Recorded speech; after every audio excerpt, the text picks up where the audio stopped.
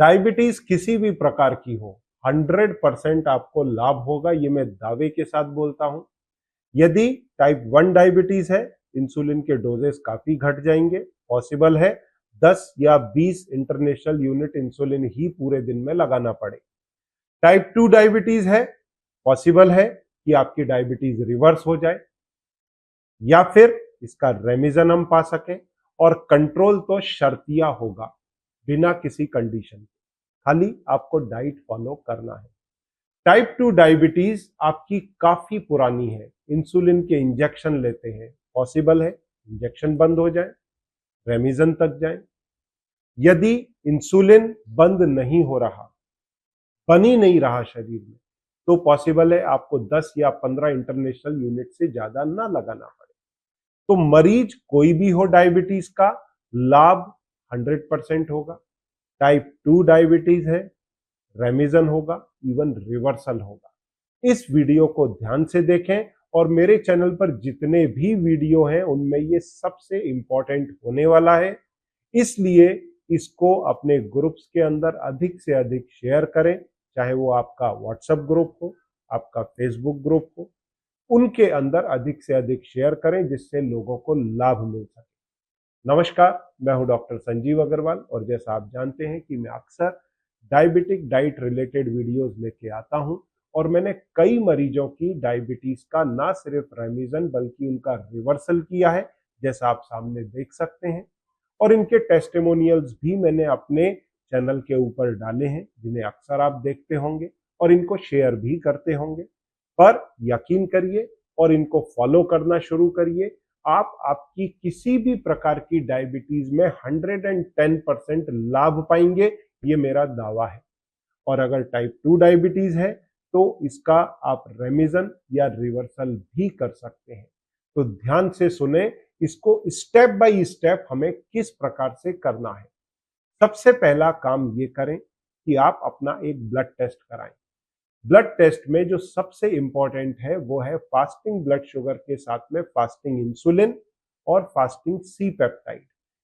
इसके बाद में अब आपको एक ही काम करना होता है और वो है आप अपने शरीर में इंसुलिन हॉलिडे को इनिशिएट करें, जो एक डाइटरी प्रोटोकॉल है और एक सिस्टमैटिक साइंटिफिक प्रोसेस है, जो अक्सर मैं मेरे कोर्सेज के अंदर स्टेप बाय स्टेप सिखाता हूं। परंतु यहाँ ओपनली मैं आपको ये बताना चाहता हूं कि यदि आप अपने डाइट के अंदर कार्बोहाइड्रेट की मात्रा को घटा देते हैं तो आप अपने डायबिटीज में नेचुरली लाभ पा सकते हैं।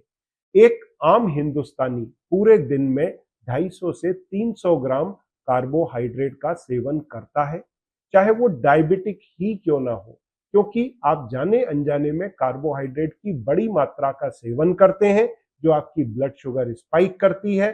फिर उस ब्लड शुगर को मैनेज करने के लिए लाइफ टाइम आप दवाइयों का सेवन करते हैं और पूरे दिन में ये कार्बोहाइड्रेट 3 पार्ट में या 6 पार्ट में आप टॉप अप करते हैं, जो रियल कल्प्रेट है। देखिए, आपके शरीर में 600 ग्राम से अधिक शुगर नहीं होता। अगर आप 2 दिन का कंप्लीट उपवास रखेंगे तो ये शुगर खत्म हो जाएगा और तीसरे दिन आपकी ब्लड शुगर पूरी तरह नॉर्मल अपने आप आ जाएगी। पर फॉल्ट कहां पर है? सुबह का ब्रेकफास्ट, दोपहर का लंच, रात का डिनर, इवनिंग का स्नैक्स, मिड टाइम स्नैक्स, इन सभी के माध्यम से हम हमारे शरीर में कार्बोहाइड्रेट को टॉप अप करते हैं और वो 600 ग्राम 100 ग्राम तक नहीं आता, टॉप अप होता रहता है। फॉर एग्जाम्पल, आपके पास में यदि एक कार है जो सीएनजी और पेट्रोल पर चलती है, मुंबई से आपको दिल्ली जाना है, आपको मालूम है कि सीएनजी 200 किलोमीटर से ज्यादा नहीं चलेगा। ऐसे में यदि आप हर 100 किलोमीटर या 50 किलोमीटर पर सीएनजी को टॉप अप करते जाएंगे तो आपका पेट्रोल का टैंक उतना ही भरा रहेगा, कभी इस्तेमाल में नहीं आएगा और आप सीएनजी को टॉप अप करते करते दिल्ली पहुंच जाएंगे और आपका कहना क्या होगा? मेरा तो टैंक खाली हुआ ही नहीं। यही कुछ आप डायबिटीज में करते हैं। आप अपने डायबिटीज में शुगर के टैंक को रीफिल करते रहते हैं और फैट के टैंक को एज इट इज पड़ा छोड़ देते हैं। अब यदि आप बार बार कार्बोहाइड्रेट के टैंक को रिफिल करते चले जाएंगे तो आपके ब्लड में शुगर बार बार बढ़ेगी। रात को खाना खाया, सुबह शुगर घटी, आपने पूरी कम आने के पहले ही टॉप अप मार दिया, फिर वो बढ़ गई, फिर उसको ठीक करने के लिए 2 गोली खा ली, फिर दोपहर में जैसे ही वो 120, 130, 140 आई, आपने दोबारा टॉप अप मार दिया, फिर उसको 200 पे ले गए, फिर 200 को घटा के नीचे लाने के लिए 2 गोली खा ली, फिर यही आपने आफ्टरनून के बाद में इवनिंग में किया, वही नाइट में किया। This is reason why you are diabetic for life time. देखिए, कार्बोहाइड्रेट एक बहुत ही वाइड टर्म है। कार्बोहाइड्रेट में 2 तरह के कार्बोहाइड्रेट एक लेमैन आदमी को समझने के लिए आते हैं। एक है मीठा कार्बोहाइड्रेट, जिसमें आता है शक्कर, गुड़, खंड, हनी, मिठाइयां। दूसरा है फीका कार्बोहाइड्रेट, जो ग्रेन्स में आता है, जिसकी आपको नॉलेज नहीं है। हमारे प्रकृति में ग्लूकोज और फ्रक्टोज के रूप में मीठी चीजें उपलब्ध हैं। जैसे आप अगर शक्कर का सेवन करते हैं, 100% कार्बोहाइड्रेट है और इसमें ग्लूकोज फ्रक्टोज है, ये आपकी ब्लड शुगर बढ़ाएगा। वहीं अगर आप गुड़ का सेवन करते हैं तो 90 से 95% तक इसमें शुगर है, आपका ब्लड शुगर फिर बढ़ाएगा। यदि आप हनी का सेवन करते हैं तो ये 80% शुगर है, तो ये भी आपकी ब्लड शुगर बढ़ाएगा, क्योंकि ये स्वाद में मीठा है, आप जानते हैं इस बात को। परंतु आपको जान के सरप्राइज होगा, चावल वो भी 80% शुगर है। जी हाँ, ये फीकी शक्कर है जो स्टार्च के रूप में है। स्टार्च का एक मॉलिक्यूल आपके पेट में जाकर के 100 अणु ग्लूकोज के बनाता है। ये आपके डायबिटीज की मूल वजह है। तो होता क्या है, चावल को अगर आप मुंह में रख के थोड़ी देर चबाएंगे, मीठा लगने लगता है, पेट में जाएगा, उधर और एंजाइम मिलेंगे। यहां तो सलाइवा का एंजाइम मिला था तो मीठा हो गया, पेट के एंजाइम से ये पूरा स्टार्च टूट करके शुगर में कन्वर्ट होता है। और आपने देखा होगा, आपको एक गोली डॉक्टर्स देते हैं, एक कार्बोज, ये आपके उस स्टार्च को टूटने नहीं देता, टॉयलेट में निकाल देता है। पर उसके साथ में कुछ साइड इफेक्ट भी आते हैं, जैसे पेट में गैस बनना, गैस्ट्रिक अपसेट, इस प्रकार की समस्याएं आती हैं। तो ये जो शुगर आपके चावल में आ रहा है, ये आपको डायबिटिक रख रहा है। अब आप बोलेंगे मैं तो चावल खाता ही नहीं, क्योंकि मैं तो गेहूं की रोटी खाता हूं।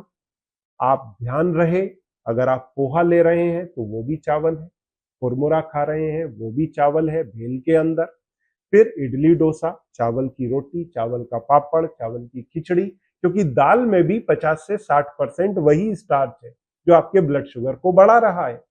फिर अगर आप काजू की बर्फी खाते हैं तो उसमें 60% शक्कर है। ये बात आप जानते हैं, क्योंकि वो स्वाद में मीठी है, आप नहीं खाते। वहीं पर अगर आप रोटी का सेवन करते हैं तो रोटी में भी 60% शक्कर है, जो काजू की बर्फी के बराबर है, पर यह है फीकी शक्कर। तो गेहूं, ज्वार, बाजरा, मक्का, किनवा, रागी, ओटमील, मिलेट, मल्टीग्रेन, आप कोई सी भी रोटी खा लें, बच नहीं सकते। 55 से 65% शक्कर आएगा, मतलब एक रोटी में 4 चम्मच शक्कर है। फिर इसके कुछ प्रोडक्ट्स जैसे upma, khari, biscuit, toast, white noodle, white bread, brown bread, noodles, ये सारी चीजें भी शुगर को स्पाइक करेंगी, क्योंकि इसमें भी 60 से 70% तक वही स्टार्च है जो 100 मॉलिक्यूल देता है एक मॉलिक्यूल से। फिर साबूदाना, कॉर्नफ्लेक्स, तो ये सारी स्टार्ची चीजें आपके ब्लड शुगर को बढ़ाती ही हैं, इवन दालें भी। तो रह क्या जाता है, अनाज में 2 चीजें, जैसे सोयाबीन और चना, जो कंपैरेटिवली कम कार्बोहाइड्रेट रखते हैं। पर डरने की बात नहीं है, चावल को मॉडिफाई किया जा सकता है, कॉलीफ्लावर राइस या मिलेट राइस से रिप्लेस किया जा सकता है और डायबिटीज में लाभ पा सकते हैं। रोटी को लो शुगर वाली, लो कार्ब वाली रोटी के साथ में रिप्लेस किया जा सकता है, जैसा अक्सर मैं वीडियोस में बताता हूं। तो यदि आप अपनी डाइट के अंदर कार्बोहाइड्रेट घटा देते हैं, जो एक सिस्टमेटिक प्रोसेस है, तो पहले दिन से ही आपको रिजल्ट्स मिलने लगते हैं। अक्सर मैं जो डाइट मरीज को गाइड करता हूं, वो आपके रोजमर्रा की डाइट में ही मॉडिफिकेशन है। मैं कोई स्पेशल कॉन्टिनेंटल डिशेज आपको नहीं देने वाला हूं। आप जो रोटी खा रहे हैं वही रोटी खाएंगे, खाली लौकी के प्यूरी में माड़ करके चपाती बनेगी। और आप अपने डायबिटीज का ना सिर्फ कंट्रोल, उसका रेमिजन और लॉन्ग रन में रिवर्सल भी कर पाते हैं। लॉन्ग रन से मेरा मतलब है 6 महीने से 12 महीने, और इसके लिए कई सारे मैंने टेस्टिमोनियल्स भी डाले हैं जिसमें पेशेंट्स बताते हैं कि इट इज वेरी इजी, खाने पीने के लिए इनफ है, साथ में आपका वजन घटेगा। देखिए कितनी बीमारियों से आपको फायदा होगा।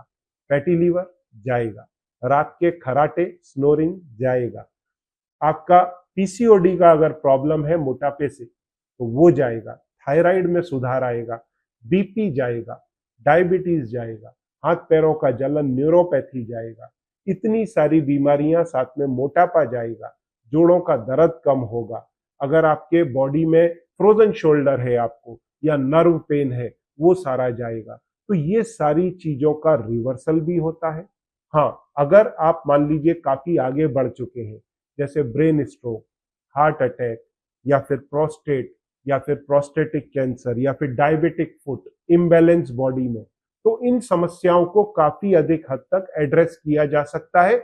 आगे भविष्य में इनको बढ़ने से रोका जा सकता है क्योंकि ये डैमेजेस तो हो चुके हैं, तो उनको होने से आगे रोका जा सकता है। तो अगर इनिशियल स्टेज में है, ये कॉम्प्लिकेशन रिवर्स किए जा सकते हैं, इवन डायबिटीज रिवर्स की जा सकती है, उसका रेमिजन किया जा सकता है। और अगर ये कॉम्प्लिकेशन है उन्हें भी रिवर्स किया जा सकता है अगर एक लिमिट में है। अगर लिमिट के बाहर है, जैसे हार्ट अटैक, किसी को स्टेंटिंग हो चुकी है, तो उसे तो कुछ नहीं किया जा सकता, पर आगे ये पॉसिबिलिटीज को घटाया जा सकता है कि उसकी किडनी, आई, हार्ट, ब्रेन, फुट, इन सबको बीमारियों से बचाया जा सके, आगे कॉम्प्लिकेशंस को रोका जा सके। तो करना क्या है, अपने आपके अंदर आपको अपनी डाइट में इंसुलिन हॉलिडे इसको इनिशिएट करना है, लो कार्बोहाइड्रेट डाइट से। अधिक जानकारी और अधिक समझने के लिए आप सामने दिए गए नंबर पर संपर्क करें, जिससे मेरी टीम आपकी मदद करेगी।